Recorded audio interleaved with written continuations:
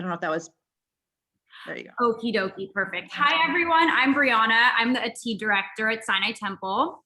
It's so great to see all of you, so many familiar faces, which I love seeing. Jake and Henry, we are so beyond thrilled to have you all to ourselves tonight. I can't believe it. Jake, you and your new cookbook, Jewish, have really literally been blowing up the internet, Instagram, TikTok, the Wall Street Journal, every talk show, and the New York Times best-selling list. Yay, mazel tov. For those of you who have heard Jake speak before, he often says that he's shook, like he's shook. And I am honestly shook that you are doing this demo for us tonight with Henry, so thank you. For those of you who may not follow Jake's Instagram as avidly as I do, meet Jake, a food writer and self-described nice Jewish boy in Modern Mensch, who just published his cookbook, Jewish. Jake reinvents the food of his Ashkenazi heritage and draws inspiration from his husband's Persian Iraqi traditions to offer recipes that are modern, fresh, kind of easy, maybe to follow. I'm not sure, but definitely enticing for a whole new generation. His recipes include elevated yet approachable classics like his perfect challah recipe, which many of us have tapped into over quarantine, roasted tomato brisket, short rib cholent, but also new innovative modern recipes like his cacio e pepe rugula, shakshuka alla vodka, matzah tiramisu, and of course, the Passover macaroon brownies that we will be making tonight, which I'll let Jake tell you all about. But when I heard that Jake had a link to Henry Platt, there was absolutely no question that Henry had to be involved in this event. So they'll talk about how they met, but Henry is a senior at the University of Pennsylvania studying English and music. He's originally from LA, but with us tonight from the East Coast, as is Jake. Thank you both. I know it's late. Henry currently serves as the music director for Counterparts a cappella, a pop jazz group at UPenn. Along with being a singer and musician, Henry is a proud member of the LGBTQ and Sinai Temple Jewish communities and dedicates his time to advocacy and awareness for mental wellness. Jake and Henry, thank you so much both for being here tonight. And I will now turn it over to you both and just encourage you guys to put your active speaker view on so that you can have the best view of Jake and Henry throughout the night. Yay. Woo! Thank you, Brianna, for that lovely introduction. That was wonderful. I love it. Can you do me a favor? Because I have two cameras. Brianna, can you pin the counter cam and then ours? Sure. And then people can see, because I've done so many and it's always the Jews. I can't see what's going on, so I always make sure I have two cameras now. Of course. One sec. All right. You guys see it?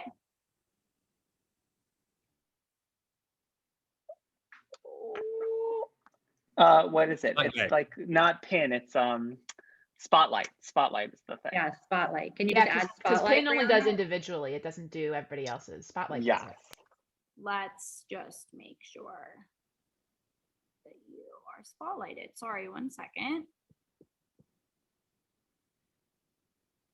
Jake's counter cam. Spotlight for everyone. Here we go. Awesome.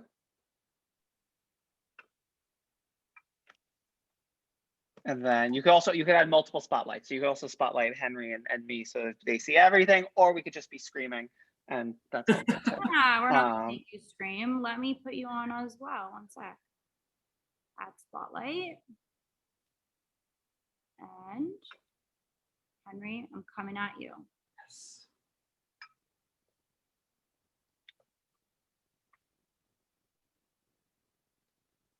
Cool. Yay, Let's do this. Perfect. Hi, Jake. Hi, how's it going? I'm doing pretty well. How are you? I'm ready to try to bake this very intricate dish. It's not. Everyone, it's going to be great. I'm telling you, so many people have been making it. It's so funny because I guess I never realized for like Passover, for any of the high holidays, especially with quarantine in the past few years, this being like the second pandemic Seder, for so many people, it's like their first time making these dishes for the holiday, and so many people are doing test drives. I think it's absolutely hysterical how many people are doing like test Seder menus, and I'm getting tagged in so many things of like making sure that everything turns out well, which like goes against the whole aspect of Seder, because the whole thing is like Dayenu, like whatever you do is enough. But to each their own. Today we're making the macaroon brownies from my book, which are a favorite, and they just also happen to be kosher for Passover, as well as just like gluten-free delicious. You can have it all year round. Amazing. So Shall excited. Shall we get started? Let's do it. Let's Okay. start. I'm ready. So over here, I know you had your mother mentioned that she was helping you chop the chocolate, or talking you through everything. We were on FaceTime. Love it. So we're gonna set up a double boiler. You had a little saucepan? Beautiful. So I'm gonna show you. I have it over here. And what this means is a double boiler is a little pan with just like an inch of water, and you want it steaming, like to a light simmer. You do not want it boiling. If it's boiling, not good. It's just gonna like get steam everywhere. It's gonna heat this up too fast. We just want the steam to like melt the chocolate and butter. And this is 2 sticks of butter or 1 cup, and a half a cup, not 2 sticks of butter, 1 cup, and 8 ounces of dark chocolate, coarsely chopped. And you're just gonna throw it on. Double technique before. Yes. So I mean, technically, you could do this in the microwave. 100% you could do in the microwave. The issue is that every time you melt chocolate and butter, try to make a ganache in the microwave. Some things to keep aware, like you have to like stop every 30 seconds, give it a stir. Chocolate burns very easily in the microwave. So a lot of times, like if you go over by like 20 seconds extra, it's burnt, and then you have to start all over. And no one wants burnt chocolate. So double boiler, it's foolproof. It's like gentler, and you make like a really nice silky ganache. Jake, we have a question. Can you use vegan butter? Yes. So I would say no, don't use vegan butter. But since we are doing coconut macaroon brownies, let's say you wanted to make these vegan, you wanted to make them parve, use coconut oil. Coconut oil works very well in this recipe. It makes a beautiful ganache, on top of the fact that it's coconut. We're using coconut flour, we're using shredded coconut. I think it's best to like stick with the coconut theme and use coconut oil as well if you wanted to make these vegan or parve. But for those who aren't, butter's delicious. Use it with abandon. So do you have your pot going? Yes. That's going. The sauce is going. Amazing. And did you put in the chocolate and butter? I did. Okay, so yeah. So you need a little, now that it's on, you just want to throw a bowl over, either glass or metal. Okay. And then you're going to put that right over the pot for the steam. And then you're going to add in the butter and the chocolate and let it just go. And we'll just leave that in the background while we do everything else.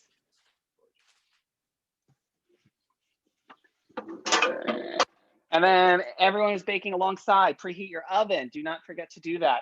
We're setting it to 375 degrees, I'm pretty sure. Yes, that's exactly what it says. Can we get a show of hands of who's baking right now? Is anyone? Or are you just showing us this so that we can all remember? It truly, I think it's great no matter what.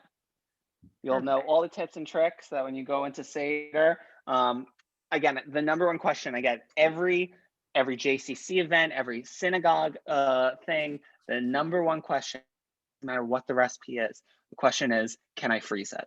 And this is a perfect example of something that freezes beautifully. You can make it tonight and freeze it and then to just like pull out and defrost for Seder. Amazing. Love it. Okay, sauce is going. What's the next step? Amazing. So now that your chocolate and butter are melting, we're gonna get going on the like egg mixture. So you're gonna grab a bowl and a whisk, and we're going to crack in 4 eggs. Let's do it. And yes, I did practice cracking eggs this morning. I love eggs. That's great. Again, you're gonna come out of this like a pro. I know, exactly. While I'm cracking these eggs, Jake, can you tell everyone how long you've been cooking for / how you got your start in the culinary field? Yeah. I mean, the short answer is forever. I really, really, really loved cooking as a kid. And then in high school, I started like really going hard and like throwing dinner parties for my friends. And it was all garbage. It's not like I was a good cook. I just like loved it. And it was like a really wonderful community builder that I was obsessed with. So as I like started to play around with like, okay, this is a thing. This is something that I actually can like do as a career. I kind of went and just pretty much decided like that was it. That was the only thing I wanted to do, the only thing I was going to do. So I applied to the Culinary Institute of America, and it was the only college I applied to with no backup. And I just knew it was going to happen, and it did. So I went to the CIA straight from high school, and then I worked at Danielle, a 3 Michelin star restaurant in Manhattan, and ABC Kitchen, another very popular restaurant in Manhattan, and then realized that I never wanted to really own a restaurant or run a restaurant. So I made the switch to media, where I just have run test kitchens for the past few years for different magazines and publications. And throughout that time is when I kind of got into Judaism. It's very, not like got into Judaism, like, but it was like we were high holiday Jews. I went to Hebrew school as a kid, got bar mitzvah. It was like, okay, that's that. We do Seder every year, get temple for Yom Kippur, but other than that, nothing. And when I met my husband, and as I do this, I'm just going to keep whisking. We're going to throw in some sugars, a cup of granulated sugar and a 1/4 cup of brown sugar into our eggs. And when I met my husband, he is Persian, Iraqi, Jewish, and had a very similar upbringing, even actually less, probably more secular than me. And with that came this like kind of not existential, but like this kind of introspective thing of like, what is our connection to Judaism? What's our Jewish narrative? And we were trying around synagogues, we weren't finding one that we're really vibing with on we wanted something that was really sustainable. And we then got into Shabbat. I work with this, now I'm on their board, but I got involved with this incredible nonprofit called One Table. And I just fell in love with it. It was just the whole concept of like Jewish ritual surrounding hospitality, surrounding loved ones in a way that you're disconnecting as crazy young professionals in New York. And then it was this opportunity for me to like really like start to actually cook the Ashkenazi dishes I grew up with and learn the Mizrahic dishes he grew up with. And that was kind of what inspired the whole book. That's incredible. Wow.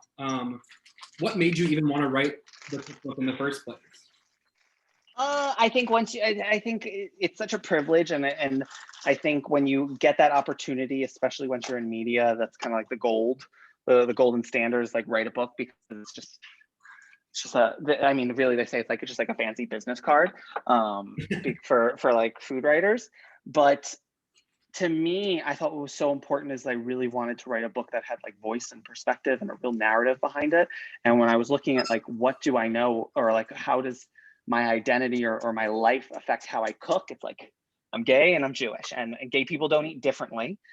So it came down to, as I really started to explore this, I started to realize that like, even though I never had like leaned into Jewish identity, it was something that like I slowly realized had such an insane impact on my life, and definitely the way I eat and the way I cook and the way that I host and the way that I show up as a guest. And I feel like Jewish values kind of infiltrate your entire life around food, because food is literally our everything. Very true. And I think that's something that came out even more as I went through the process of writing the book. 100%. For those of you who don't know, this book is phenomenal. I was lucky enough to receive an early copy, thanks to Jake. We met sort of on Instagram, TikTok sphere, and we've developed a nice friendship. I mean, I was lucky enough to receive the book, and it is phenomenal and is hefty. What was the process like creating this cookbook? It spreads the gamut of everything you could think of. Yeah, I mean, it's a process. It's 2 years start to finish on average when you write a book. So after I sold it, I had 10 Wow. months Okay. to write it. So that was like develop all the recipes, test them, write the stories, the like, introduction, the narratives. And from there, a year ago, pretty much exactly a year ago from last week was when we actually shot the book, and it was right before it shut down. So we literally had just finished it and the world shut down. So I was very lucky that it just timed Very out perfectly before. And then you going through edits, and then it's a lot of craziness, and then the promo of stuff like this, which has been such a blessing and a curse in COVID. The blessing is I'm able to connect with people across the country anytime because I can just be everywhere virtually. The crazy part is that because of that, I'm doing like 3 to 4 events a day, just like, all right, then now you're in this place, this place, this place. But again, I think it's just so great to just see celebration around Jewish food, Jewish culture. I mean, I'm just adding some more things. We're doing to our egg mixture, 2 tablespoons of cocoa powder, a tablespoon of vanilla, a teaspoon of instant espresso, and I think 1 teaspoon of salt. How much? And 1 teaspoon of salt. So some crazy things. The book, I mean, no one expected the book to do well. When I say no one, I expected it to do well. But like my publisher, like other people, like it was not really taken very seriously because it was a Jewish cookbook, and Jewish cookbooks are a niche market, and they're not supposed to do well. They're supposed to be like do well for the Jews. And the book making the Times list was like a really huge thing. Not for, I mean, for me obviously, but like for me it was like big for Jewish food. My editor called me and she was like, listen, I don't even think a Jewish cookbook has ever made the list before. And I mean, I think potentially like Joe Nathan made it once, but again, there's also like you Google it and there's no anything about any of this. But it's just, to me, like that's the exciting stuff. And that's the stuff that I've like really fallen in love with when it comes to like writing about food. It's the stories. It's the stories about these recipes and how they travel through genocide, through revolution, through war. And then we look at like our generation of Jews that grow up in America, and even if they're secular, even if any of these things happen, we are able to now have this connection to like Judaism and Jewish food just through the lens of joy. And that's what I wanted the book to be about. Wow, that is such an insane accomplishment. You should be so proud. And I love how you said about how the book has sort of been a way for you to sort of tell stories of your history, of your family history. Do you have a favorite recipe in the book, or a favorite story that underpins one of the recipes in the book? Yeah, sorry, I just saw one question. What do we add to the eggs? Everything so far. So it was 4 eggs that you threw in, a cup of white sugar, a 1/4 cup of brown sugar, 2 tablespoons of cocoa powder, a tablespoon of vanilla, and a teaspoon of salt, and a teaspoon of instant espresso. The recipe somewhere, you'll find it. They sent it out. But this brownie, so these brownies, I wanted to have brownies in the book. And this is a perfect example of one of my conversations around what is Jewish food. And when you think about it, a lot of times we forget that like it evolves. It's constantly evolving. I think of like the Persian Iraqi dish, or even just like, let's talk about Persian food. So I do tadi in the book. I do a whole kind of spread. I learned from my mother-in-law and my husband's aunts how to make crispy Persian rice. Everyone's in LA. Y'all know what tadi is. But the thing is like tadi's not like a Jewish creation. Right. It's a Persian dish that through millennia, not millennia maybe, but at least hundreds of years of Jews have like moving in, living in this culture, these dishes get absorbed into our practice of Jewish ritual, of Shabbat, of Rosh Hashanah, of Yom Kippur, of Passover, and it gets adapted to kosher dietary laws. It gets blended. My mother-in-law's family, like they're Iraqi. All Iraqi Jews were kicked out of Iraq in 1950, and most of them then went to Iran and Israel. So have this Jewish community going from Iraq to Iran. Her generation now grows up in Iran, making Persian food with Iraqi ingredients and Iraqi dishes with Persian ingredients. And then they come to America. And to me, like, that is Jewish food. It's the way that it like snowballs as Jews have had to move and pick up ingredients and flavors and all of this and become something super unique. And it makes people very angry because they can't, like, everyone just wants like one clear answer of like, how do you make blank?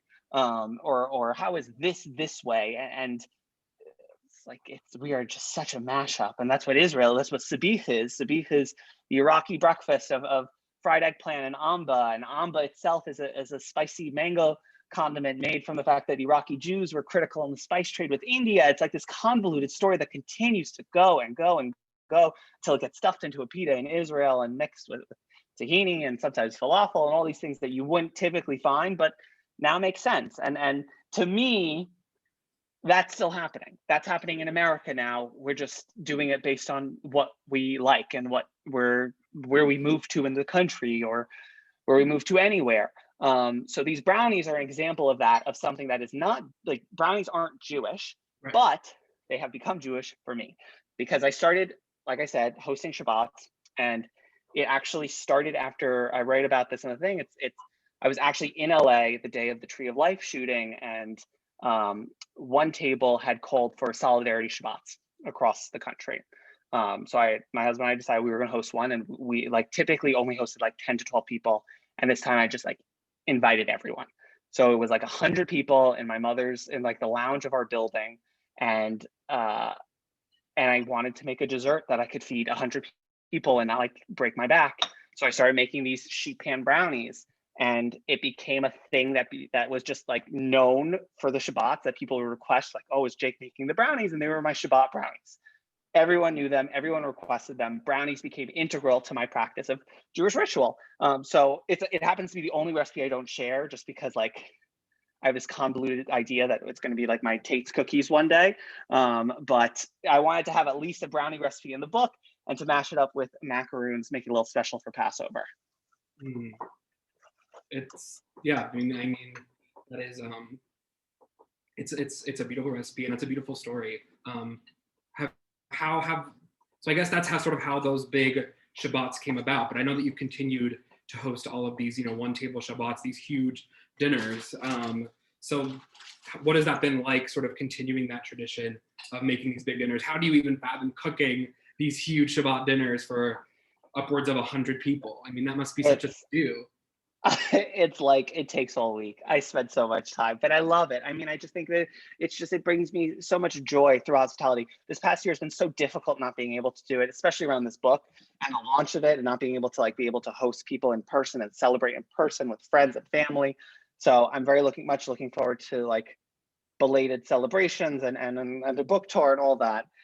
Okay, now that all that is all mixed, how's your butter and chocolate? Is it melted? Let's give it a look. It's almost melted. It's like, all right, give it a few stirs. We'll give it some stirs. I started in advance, so I'm going to at least just show you, once it is melted, you're just going to whisk it right into your egg mixture. And that is most of the brownie. Then we just need to add in the coconut flour and we're done. So it really is like just like ganache thickened up with eggs, sugar, and some of the flavorings. And all those flavorings, nothing is mandatory. Everything is optional, but highly encouraged. The vanilla and chocolate, like in the same way that you add like salt to desserts, because salt balances sweetness, same thing with vanilla and chocolate. Any chocolate dessert should have a bit of vanilla in it. And the instant espresso. Oh my God, I'm just noticing my name on your refrigerator. I wrote, "Hi, Jake Cohen, ex Atid." But I don't love it. The instant espresso adds a little bit of like bitterness and complexity. I think it brings out a lot of like the rich, complex notes of the dark chocolate. Same thing with the salt. You need salt anytime you have any type of dessert. I think we're good. Can you also tell us a little bit about this Haggadah, just how the idea came about, or like what went into creating it? Yeah. So like anyone who writes a book, the new thing is like pre-order. You got to like, everything's about the pre-orders. And the reason being is like pre-orders help like determine how many copies that like retailers buy. It helps determine how much marketing dollars I'll get from my publisher. It helps determine if I make the list or not of how it does, because all of your pre-orders count towards your first week of sales.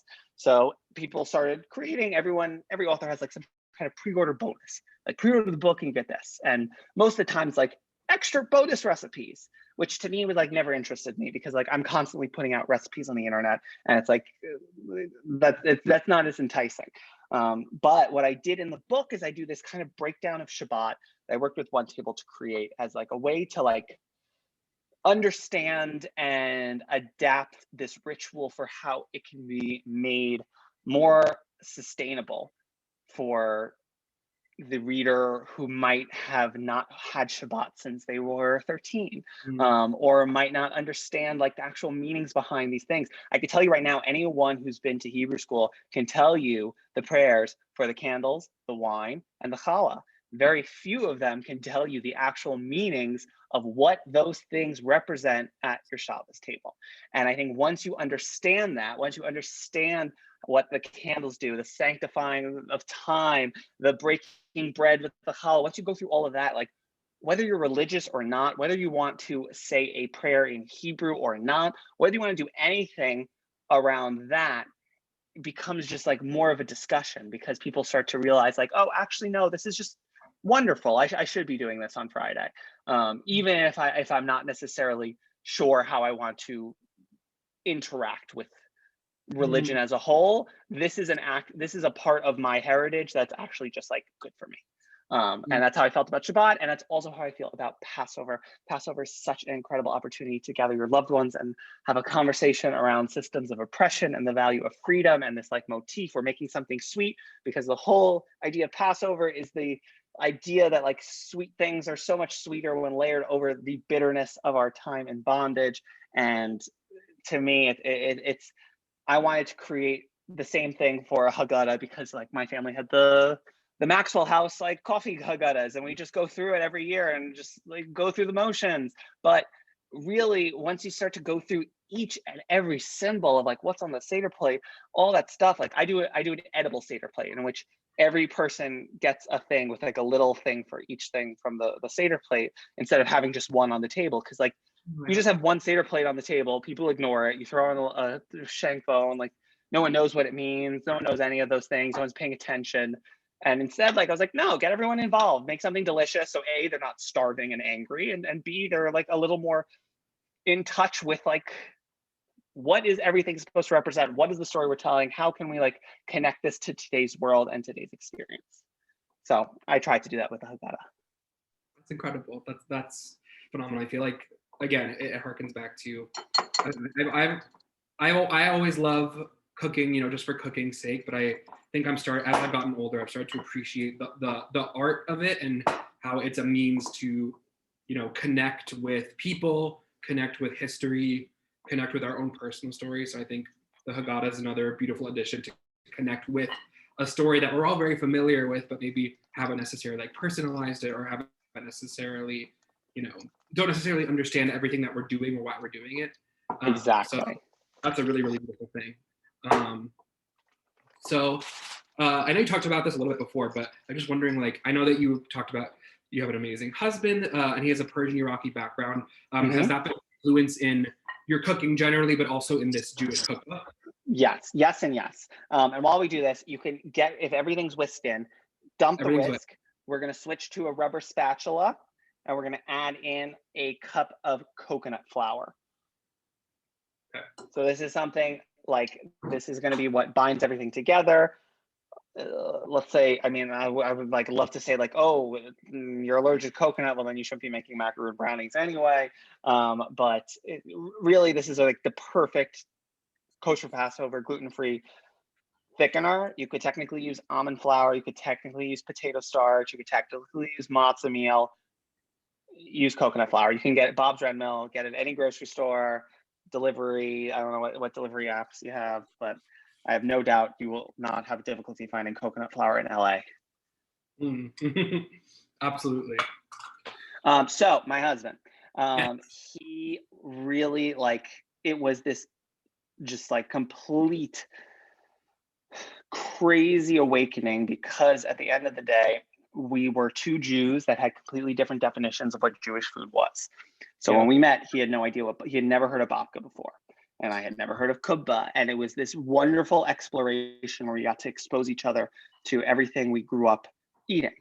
And with that came this beautiful partnership in which, like, the way that we can see it and think about food and make it our own is very much like fair game, because you have to remember, for so many people, you have like, I don't know, this idea of like, why is it this way? Because that's how it is. But when you're like coming as an outsider, you get to be like, oh, this would be cool if we did it this way. Her example is toddy. Very common variation is to line the bottom of the pot with potatoes first. Delicious, crispy potatoes. Who doesn't love crispy potatoes? I started doing a version where I use sweet potatoes. Like, it's not a revolutionary thing. I've switched potatoes for sweet potatoes. And every person's like, oh my God.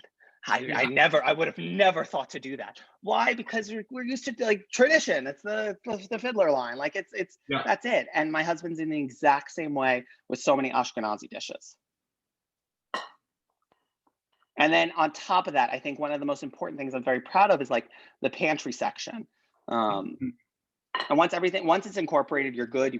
We can throw in some milk chocolate chips. And that's just because I like a little texture. My mother's very adamant on, like, she loves nuts in her brownies. I hate nuts in brownies. Like if you want to put walnuts in, fine. I'm not going to fight you on it. But like, my mother truly to this day. So I wanted to throw something in for a little bit of crunch that won't kill me. And that was milk chocolate chips. Oh, that was a little creaminess too. Anyway, what was I saying about the husband, the Jew? I don't know. I forgot. We can go on. I have a bit of a random question. I know that you said that, like many a good Jew, you had a bar mitzvah. Did you have a bar mitzvah theme that is noteworthy? So, I mean, I feel less bad, and I feel like on this call will be a little less.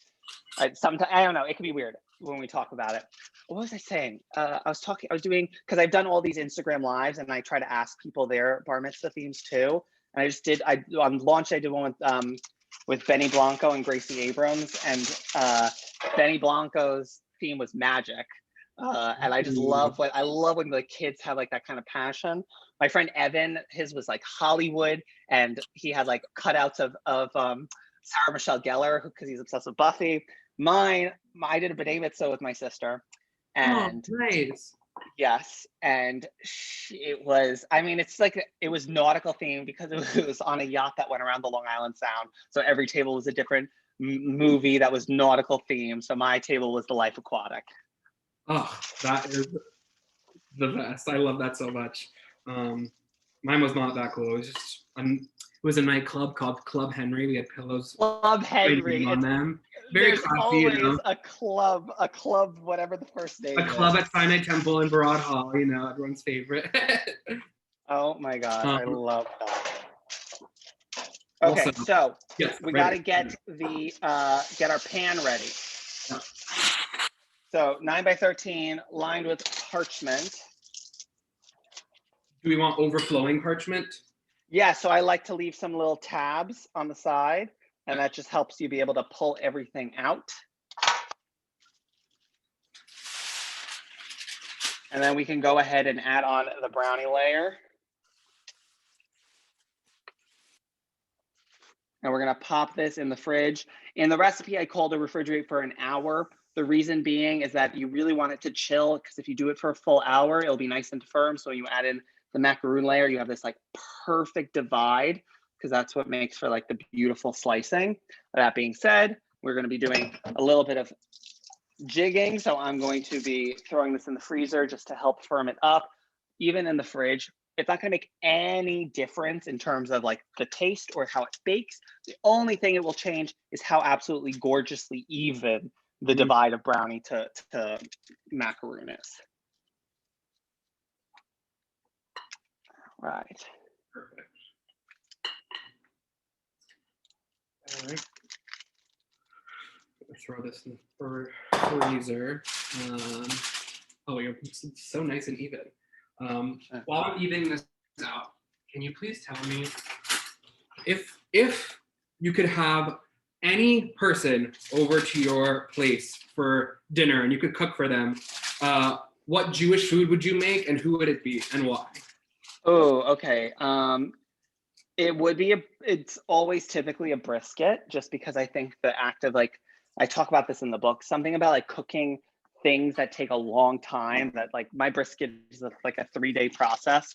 So I think anything that like takes a lot of time is just like the ultimate like sign of love. That being said, I mean, it would probably be Ina, truly. Oh my gosh. That's the dream. Wow. Great answer. I watched. Well, we're gonna get it and will it into existence. Okay, let's do that. Let's manifest it. But Right honestly, TBH, right now it's anyone, someone with a pulse coming to Shabbat. Like that's the dream. I just want to be able to host people again, especially since like this year has been so incredible for like connecting with so many new people. Like even like I think about like how we have connected, and there's so many people that like I know now, but only virtually, like never in person. And it's something like, I don't know, I feel like it's like you've got mail. Like it's just like like we're all pen pals. But the thing is, like we see each other, we talk on an Instagram live or things like that. But it's not the same. It's not the same. It's a double-edged sword. Yeah, it's a definitely double-edged sword. You can obviously it doesn't replace having an in-person meal, but you're also able to showcase your work on a very large scale and make new relationships. So there's positive that. All right, what comes next? We're gonna get macaroon going. Here's the thing: a lot of macaroons, the recipes are like, it's become very, very industrialized. So like it's like the recipes call for like sweetened shredded coconut, sweetened condensed milk, all these things. You don't need them. I find it makes them very gluey in texture. It's also just very sweet. Huge sweet tooth, constantly eating dessert. Dessert section is the biggest part of my book, but I think making it from scratch, controlling the amount of sugar you add is like the secret. So what we're going to do is actually make a meringue and then fold in unsweetened coconut, and that's going to be like the really fluffy macaroon layer. Got it. Perfect. Got it? Yes. All right, so we are going to start with 4 egg whites. Perfect. And then the yolks, throw them in a little Tupperware, throw it in your omelet in the morning, make a lemon curd, go wild. Perfect. Have you made a meringue before? I have never. This is my first time. Love it. But I'm very excited. What do you have a good technique for separating the yolks from the whites? Yeah, so I'm just doing it here. I just go back and forth in the shell. Yeah, okay. That's fine. You could use your hands too. Again, so here's the thing. The enemy of a meringue is fat. You need to make sure that the bowl of your mixer is super clean, because if there's any fat, residual oil, butter, it's not going to get fluffy and it's not going to be able to incorporate as much air as you need. So there's even some thoughts of like, that's why don't use your actual fingers when you're like, some people just use their hands to catch the yolk. Some people even go as far to say like, no, don't even do that when you're making meringue because the oils on your hands will come off. I mean, I'm not a scientist. I just use it because it's easier with the shell. That makes sense. That's everyone's got an opinion. Do you have any favorite either NYC or Israeli restaurants that are like must try? I mean, I have so many. So our wedding was quite unorthodox. My husband and I, we actually eloped because I mean, it was shortly after Trump was elected and it was like, let's just lock this in legally. And we did that. And then we had to like do an actual wedding. Where do we put the brownie mixture? In the fridge, pop it in the fridge. So then we had to do a wedding. And how we did is we split it up. We wanted it small. So instead of a rehearsal dinner, we did that as our ketubah signing. So the night before our wedding, we invited just immediate families. I mean, like immediate-ish. So it was like 30 people in my brother-in-law's apartment. We signed the ketubah with our rabbi. And then we went to Miznon in Chelsea Market, the Eyal Shani restaurant for pitas. And we just bought it out and had a huge family style table of pitas and the roasted cauliflowers, and it was magical. That is beautiful. I love that so much. And then the next night we had 75 people at our favorite restaurant in Brooklyn called Sunday in Brooklyn. And it was just like a big family style meal, and like Dominique and Sel made my wedding cake, which was amazing. And it was just like, it was very magical. It was very perfect. That is beautiful. Have you spent much time in Israel? Yes. So I'm not saying, no, not like much. I've been twice. I was saying yes. Okay. I went on Birthright, and then I went again for an incredible thing called Reality, which is an initiative through the Schusterman Foundation. And they just take, it's like they take leaders in different industries and do this like crazy trip to Israel. So they have it like everyone from like tech to, if you're on the Forbes, if you're on one of the Forbes list, there's a trip for that. If you're in, I don't know, if you're a musician, you should go on. Oh my God, we're gonna offline about this because you need to go on the music one. Oh, this is great. I didn't know that existed. Yeah, no. We're gonna get you to Israel. Hopefully next year, I think they'll pop up. And there's a food one. So I was on the food one, and it's like just 50 people, most of them not Jews, and it's like everyone from like James Beard Award winners to me. And we just go through and eat throughout the entire country, and it was amazing. That is glorious. Did you do Birthright? Was there like a track for Birthright, or was it just like Birthright? I think I don't even know. I did like, it was like Amazing Israel or one of those like it's always like amazing Blake or something like that. I don't know. It was great. So you got a mixer going with 4 egg whites, or if you're you have that. Hold off. How much did you add? All the sugar? I added like 1/4 cup. Beautiful. Let that start going, and then we're gonna add in the sugar as it beats. Okay, great. So what speed? Does the speed matter? Start it on medium, and then we'll work it up to medium high. And the main reason is you want to just start to get some bubbles and frothiness. That's just mechanically breaking down the proteins in the egg white. It's going to make it a little bit easier to really get volume. Okay. And then I'm just slowly streaming in our 3/4 of a cup of granulated sugar. Okay.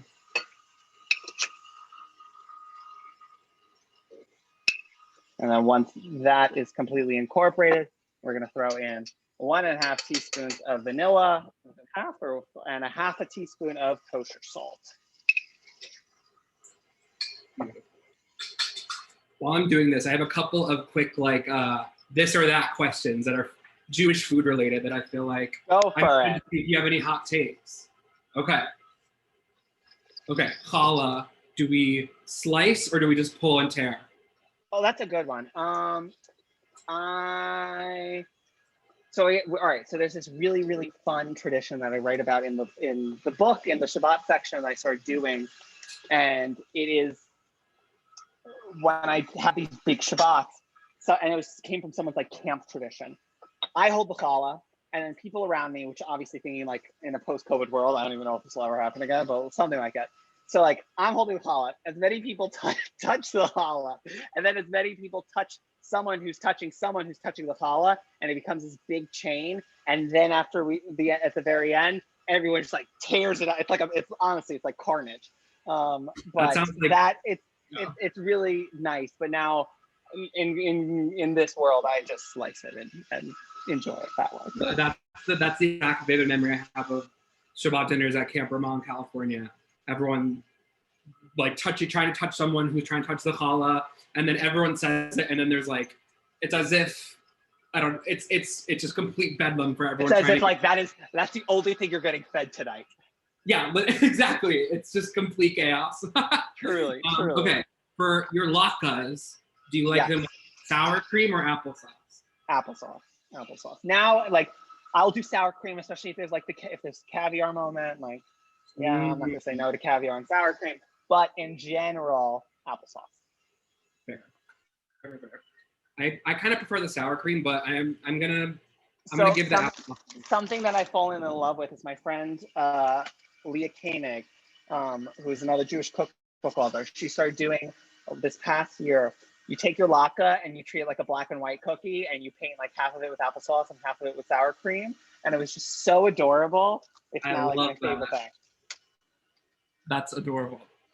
Okay, what about your hamantaschen? Do you like jelly or Nutella?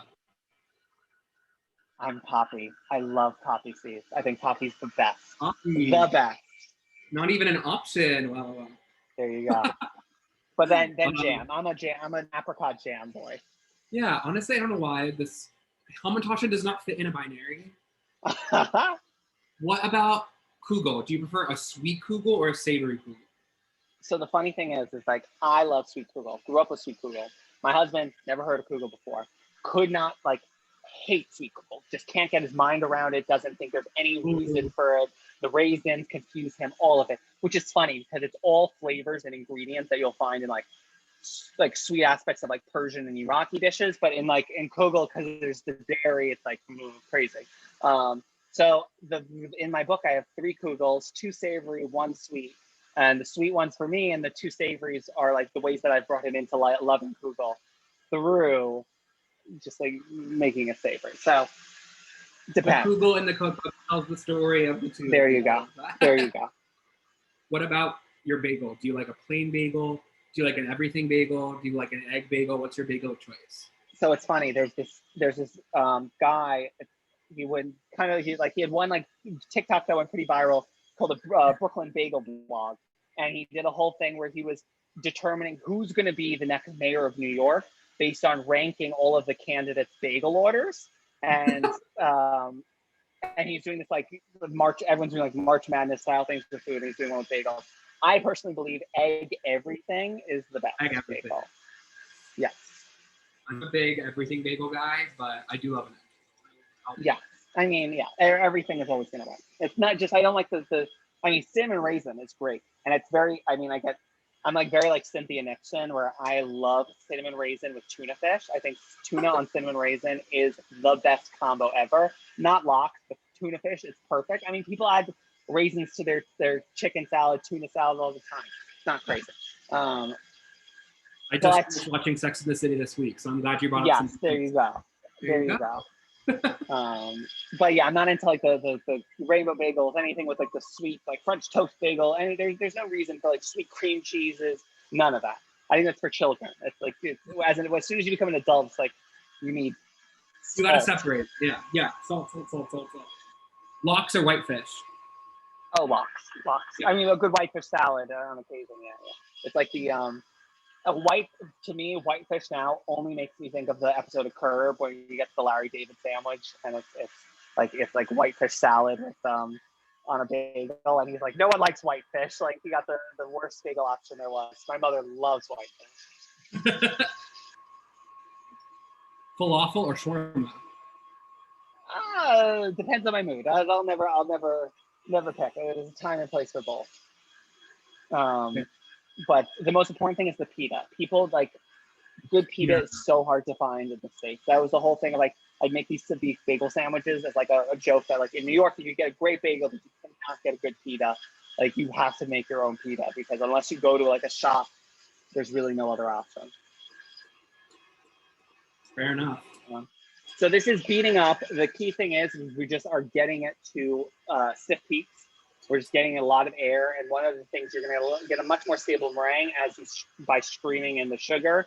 And once all the sugar is in, we throw in the vanilla and the salt. And we just want to get this here. I'll show you. Let's see where it is. Yeah. So this is going to let it go another minute. We're actually pretty much there. I'm going to go maybe 30 more seconds. Key part is that you just got to. It shouldn't just be like sad and droopy. It should have a little bit of rigidity. Okay. And then I got some shredded unsweetened coconut. I love again, that's not sponsored, but like the Bob's Red Mill. I love the ones that are like really finely shredded. Sometimes it's referred to as desiccated coconut. And I find that works really well because it makes it just like very fluffy and you don't get like the long strings. So it slices easier. That being said, any coconut's gonna do. It's gonna be fine. It's gonna be fine. How much coconut? 12 ounces or 4 cups. Great. So most of the time, like it comes in like a 12-ounce bag. So you just add in the full bag, which is what I'm gonna do. By the way, I just got a text from Mr. Benj Pasek who wanted to send his love to you. Oh my gosh, tell him I say hi. He's like, I don't know what Zoom you're on with Henry, but tell him hello. Hello, Benj. Love that boy. And then I'm just doing it on low to incorporate. You don't want to overwork it because we just worked so hard to get all that beautiful volume in our meringue, and we do not want to lose it. So I'm actually going to then, I sometimes will just start it by mixing, and then we're going to switch to a little bit of folding by hand. Another reason you got to work quick, coconut obviously has a lot of fat content. Remember, fat is the enemy of meringue. So that's why you always want to make sure that your meringue is nice and beautiful and has stiff peaks before you add any of that, because there's no adding in any more air. Once this is in, and it just has this really nice, like almost Rice Krispie-esque texture when you add in your coconut. This is, I'm telling you, it's like, this is going to be the dessert of Passover this year, which I'm very excited about, because I just think it's something that's like too often. It was like the sad, and then, like, don't get me wrong, I can crush a can of Manischewitz macaroons, but it's like none of them are like that great. And the same deal with like the flourless chocolate cakes, any of that stuff. It's all fine, but really, it's time that we accept the challenge, which I love. I love the challenge of Passover baking, and I think you could really do such incredible things. Like in the book, I have these brownies. I have a matzo tiramisu. I have a flourless almond layer cake that literally, it's because my sister-in-law's mother, her birthday will often fall on Seder. So I created it as a way that we could literally have like a birthday. It's like birthday yellow cake. I wanted to have that as an option for her to like have something with candles in. And it's just so good. And same thing with my rainbow cookies. I do K4P rainbow cookies. I love a good. So you can make delicious, delicious things, even kosher for Passover. All right, so grab your brownie layer. We got our macaroon done. We are going to throw this on top.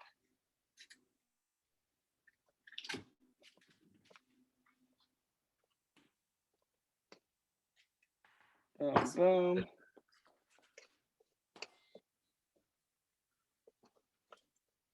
And then we're just going to spread it into a nice even layer. And then we're going to pop this into a 375-degree oven for 30 minutes. And it's truly, when I tell you, like, that is the magic number. You don't need to be checking anything, no toothpicks.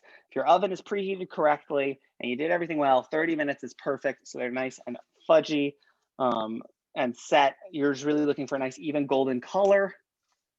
It's not going to be like, you don't want to do like the toothpick test ever with brownies, because if your brownies, like if it comes out dry, that means you've overbaked your brownies and they're going to be not so yummy. And we want a little fudge action.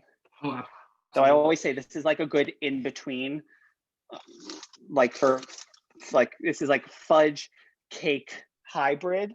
If you really are like super into fudgy, you could even try this recipe with 3/4 of a cup of coconut flour instead of 1 cup, and they come out like very fudgy, really fudgy. I might have to add that extra 1/4 cup next time. Right. I feel like I always have to sort of sacrifice some of the flavor during Passover, especially making a dessert. But I feel like this is a nice reminder that we don't need to sacrifice flavor. You know, don't have to sacrifice anything, especially the only thing you have to sacrifice is your time for a beautiful conversation. All right, and this is what they look like when they're done, because naturally I have a freezer full of them at all times. Like we said, they freeze beautifully. This just came out. They thaw beautifully. You get like, again, that's why you do the chilling. You get that beautiful divide in terms of the brownie layer, super fudgy, the chunks of the milk chocolate chips. You get the nice even golden. This is like a very good. Laura, you used an 8x8. I don't know why. It said dime by 13. These are going to be some thick brownies. You will have to bake them a bit longer. You are going to have, that is going to be a party. It's going to come out great. I would just bake them for like 35 minutes and then let them cool and probably chill them before you slice, because that's going to be a party. Wow. And there are the macaroon brownies. Oh, wow. Seriously. We did it. We did So it. impressive. So impressive. So phenomenal. They look delicious. I'm excited to try mine. And this whole book is just such a beautiful introduction to Jake Cohen, as I'm sure there are many more to come. That's hopefully. This book right here is magic. I have read through a lot of it, and it's very touching, and I can see the stories and the heart that comes through it. It's very, very special. No wonder it's the New York Times bestseller list. So it was, I mean, I think that's the key part is like, I think books, my favorite books, like great recipes are wonderful and important. I think like that's kind of the benchmark when you're buying a book, is like you want the recipe to turn out. But what makes a book different from like Googling, you're looking for a recipe for blank, is that like books have stories, they have voice, they have narrative, it's a collection, and I wanted to do all of that.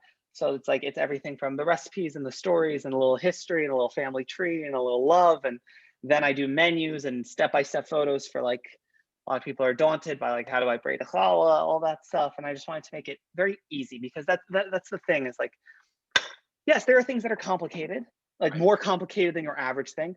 It's not something you can't do. You could, I'm truly like, everyone is capable of everything. There's a learning curve, of course, but it's how were you doing wheelies the first time you got behind the wheel of a car? Like, no, like it's you just have to want. Do you want to drive? Yeah. Do you want to cook?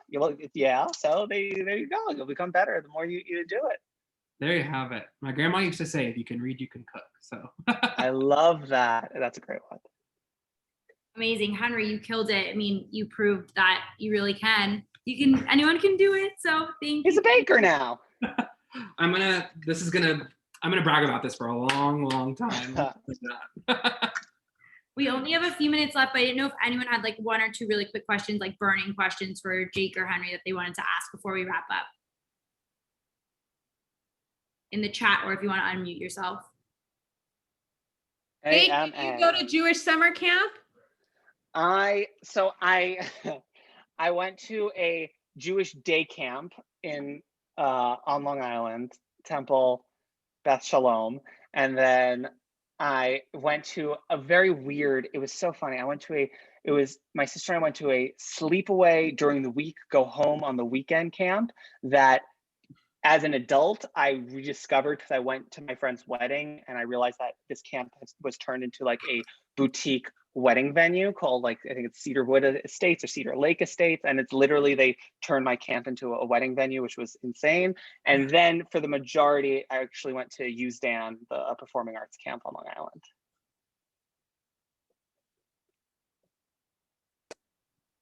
I have a question. Okay, in your book, which I'm super excited to get this week, what is your #1 favorite recipe that you put in the book? If you had to choose, like, pick your favorite child.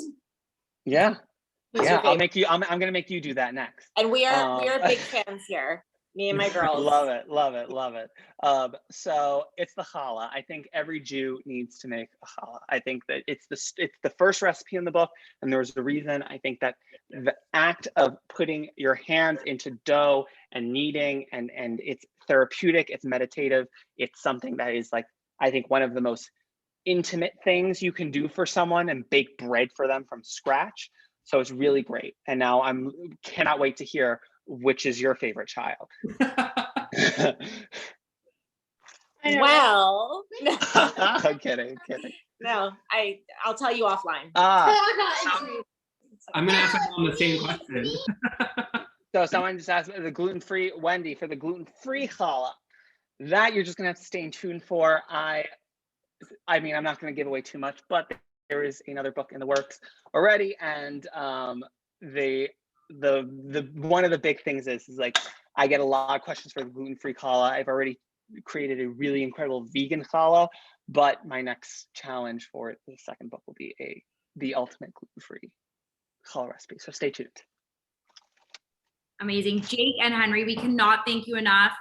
This was amazing, incredible. I hope everyone bakes these brownies or freezes them for Passover this year. Jake, thank you for inspiring us in our generation to just take a whole new look and taste at Jewish foods and Jewish traditions and making new memories, especially this year in COVID when everything is a little bit different anyway. It just seems so much more accessible and approachable. So thank you.